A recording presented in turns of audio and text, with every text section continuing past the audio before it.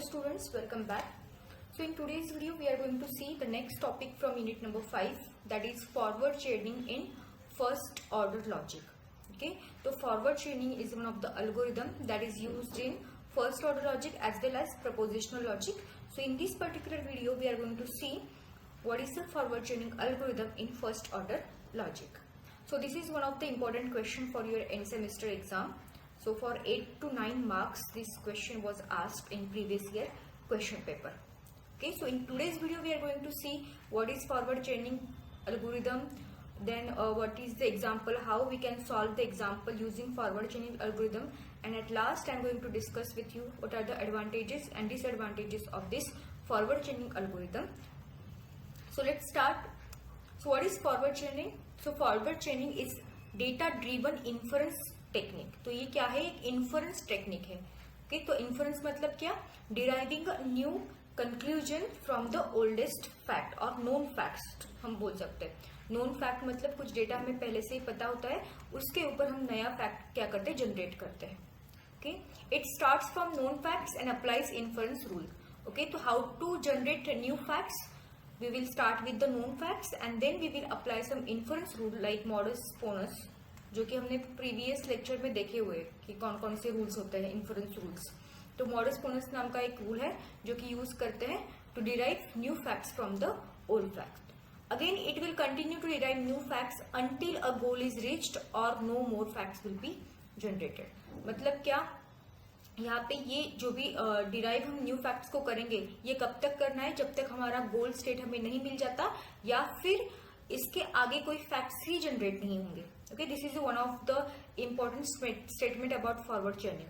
Okay, forward chaining iteratively हम use करते रहते हैं इस एल्गोरिथम को to derive new facts until your goal is reach. जो भी गोल हमें दिया है प्रूव करने के लिए, एक बार वो प्रूव हुआ तो हम स्टॉप करेंगे या फिर इसके बाद हम इन्फर करते आए हुए हैं, फैक्ट्स को जनरेट करते हैं. इसके बाद फॉर एग्जांपल इस स्टेज के बाद कोई फैक्ट्स ही जनरेट नहीं होने वाला. ओके, तब ये एल्गोरिथम क्या होगा?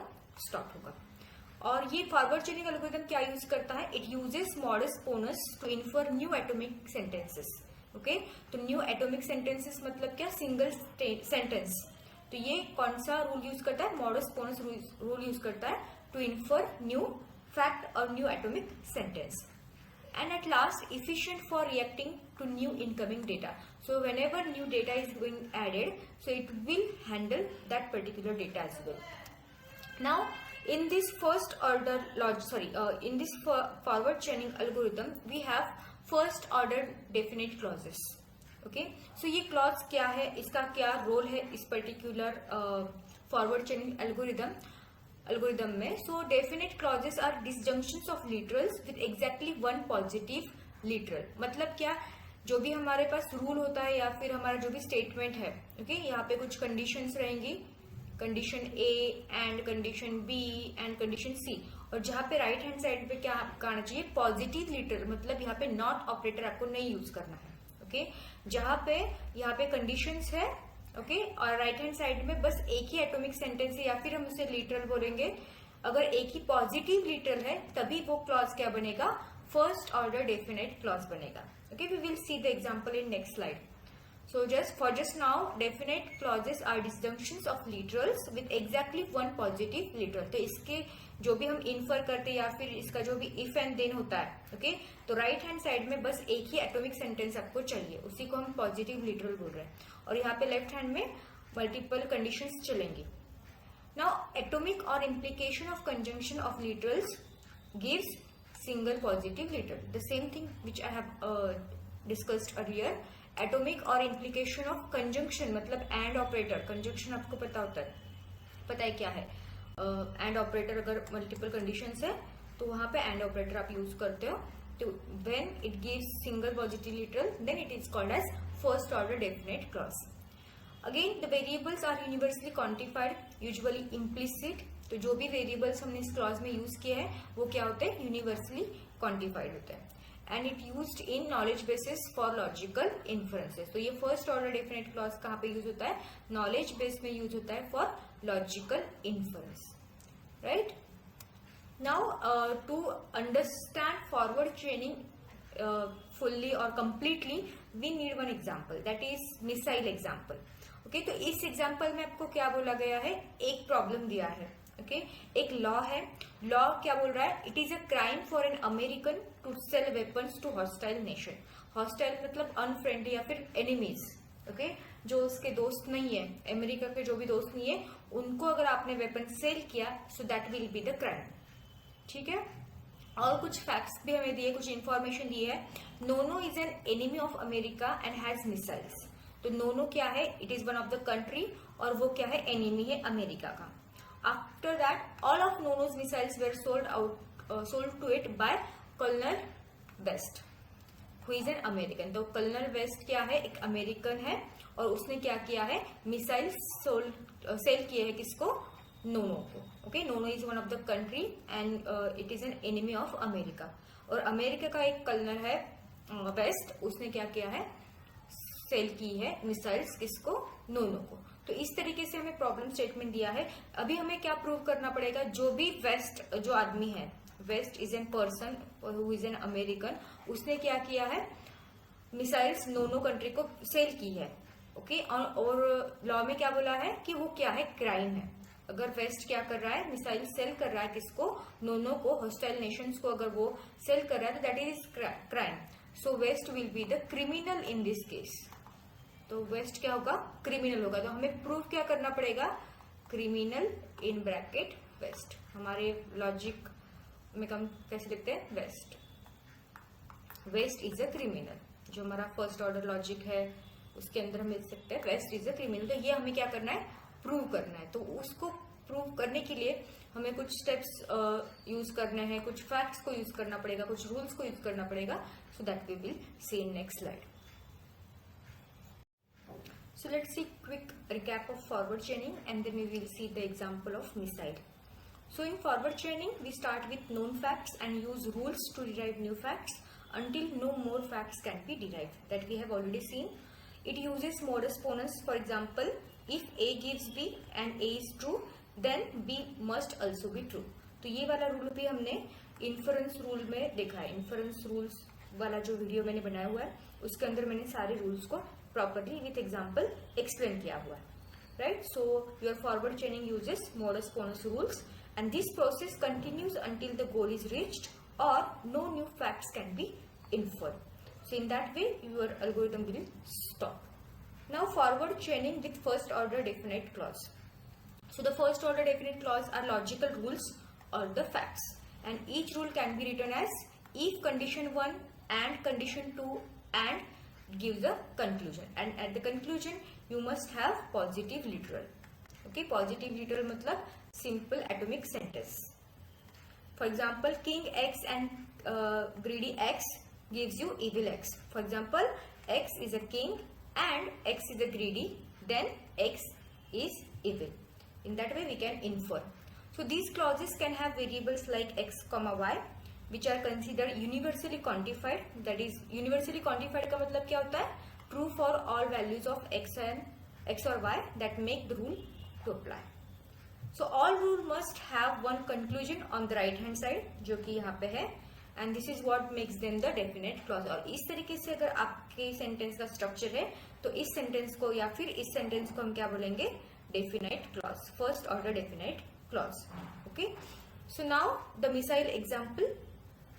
सो मिसाइल एग्जाम्पल में हमें बताया गया है कि यहाँ पे it is a crime for an American to sell, this is what sell weapons to hostile countries.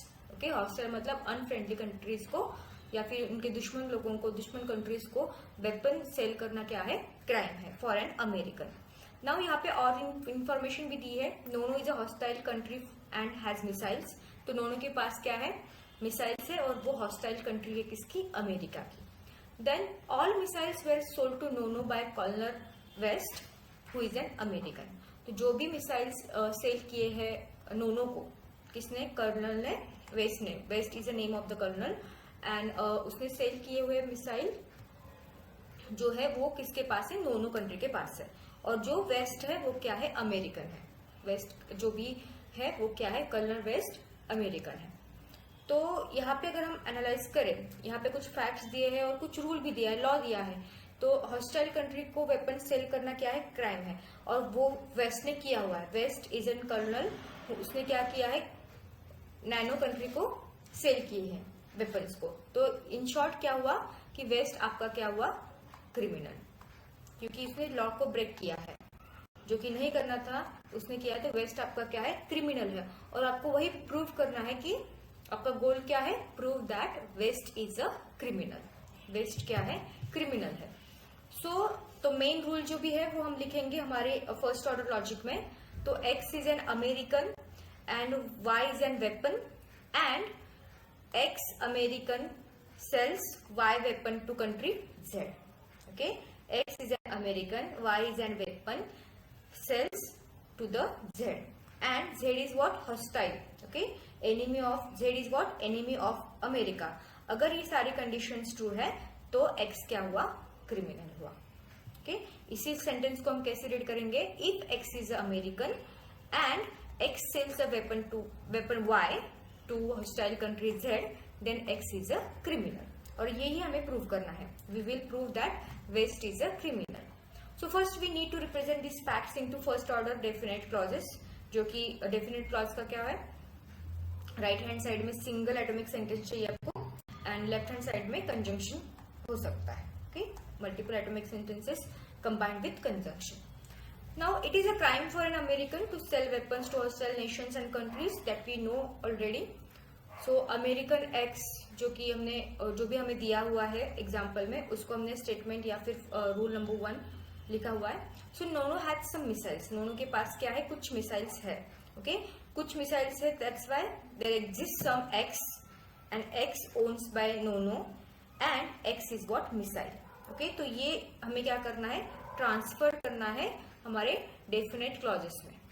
Okay, definite clauses में हमें उसको ट्रांसफर करना है by existential instantiation introducing new constant m1. तो मिसाइल के लिए हम नया कांस्टेंट यहाँ पे क्या कर रहे हैं, इंट्रोड्यूस कर रहे हैं m1 नाम का. ठीक है, तो जहां जहां x हुआ है या फिर यूज किया है वहां पे हमें क्या करना है, m1 को रिप्लेस करना है.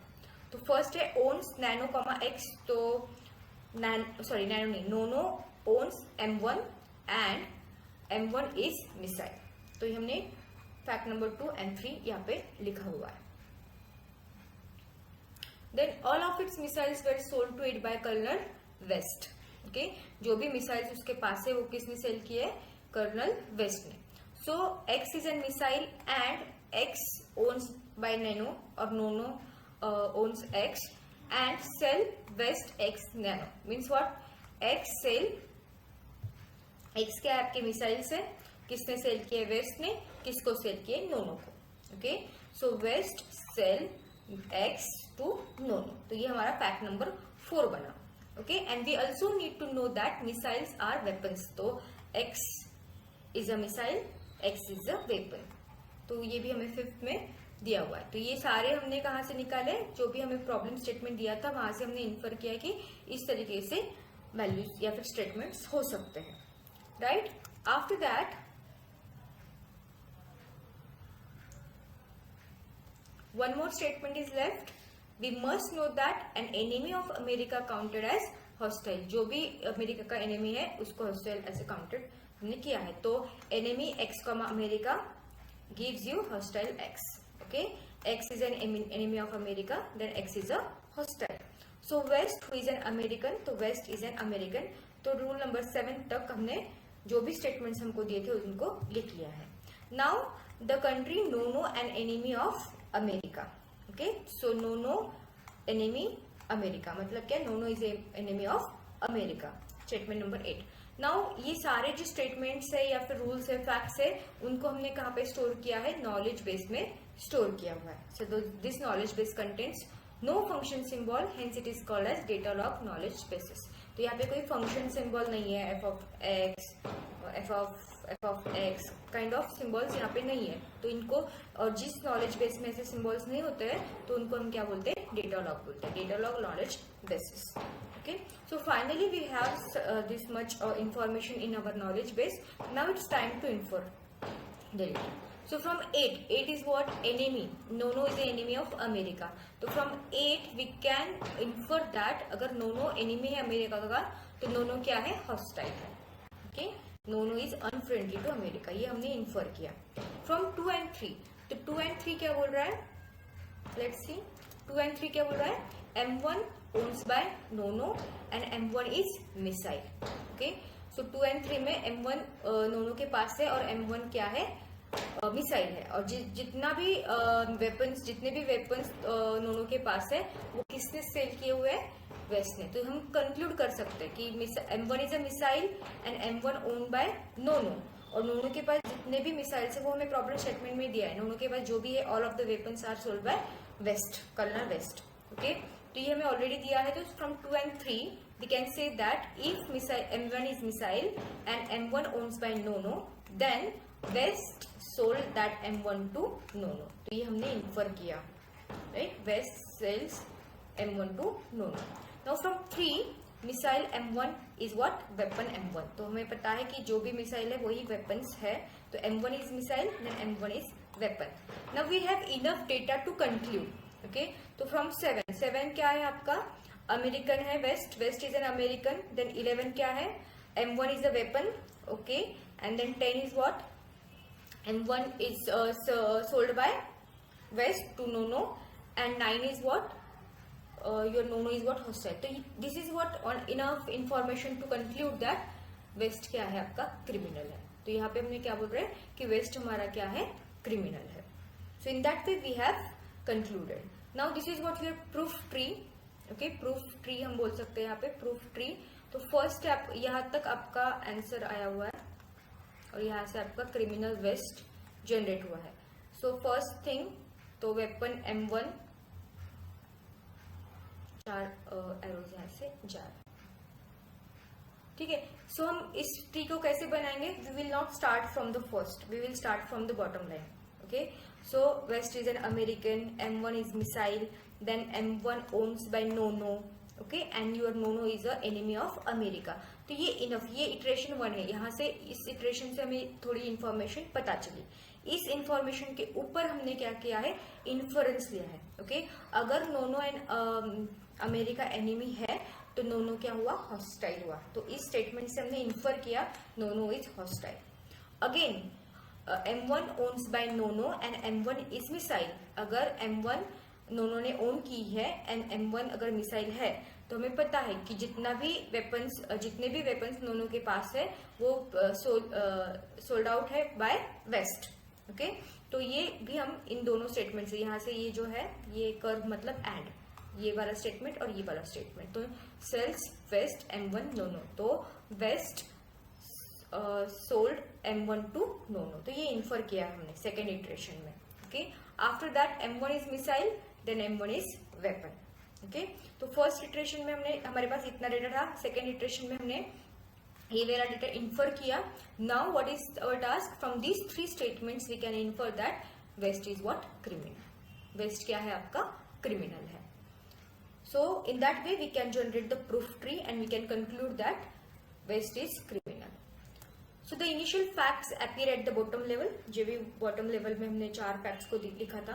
Facts inferred on the first iteration in the middle level and facts inferred on the second iteration at the top level. तो top level पे हमारा जो भी conclusion है वो यहाँ पे forward chaining का आ चुका है. This is bottom level, this is middle level, B, M and this is what? Top level. So in that way we can write the answer. Now what are the advantages of this forward chaining? So forward chaining works incrementally as new information arise. जैसे information arrive होती तो incrementally काम करता है. Then it is useful for expert system, rule based systems. Yes, it is easy to implement. It is sound and complete. What do you mean by sound? Sound means it derives only intel, मतलब logically valid conclusions, and complete मतलब for definite clause knowledge basis it can derive anything that is entailed. Entailed मतलब जो भी logically correct valid है, logically valid है वो क्या कर सकता है? इंटेल कर सकता है या फिर इन्फर डिराइव कर सकता है. So these are the advantages. Now if we talk about the disadvantages, so these are few disadvantages. It is inefficient because forward chaining algorithm is data driven, not goal driven. तो ये क्या है? Data driven है. Okay, so it may infer many irrelevant facts before reaching the desired conclusion. Conclusion को reach करने से पहले वो irrelevant facts जो कि हमारे गोल से related नहीं है वो derive कर सकता है. And again it can generate useless facts. This is also an disadvantage of your forward chaining algorithm. So in next lecture we will see what is backward chaining algorithm with its advantages and disadvantages. Thank you for watching.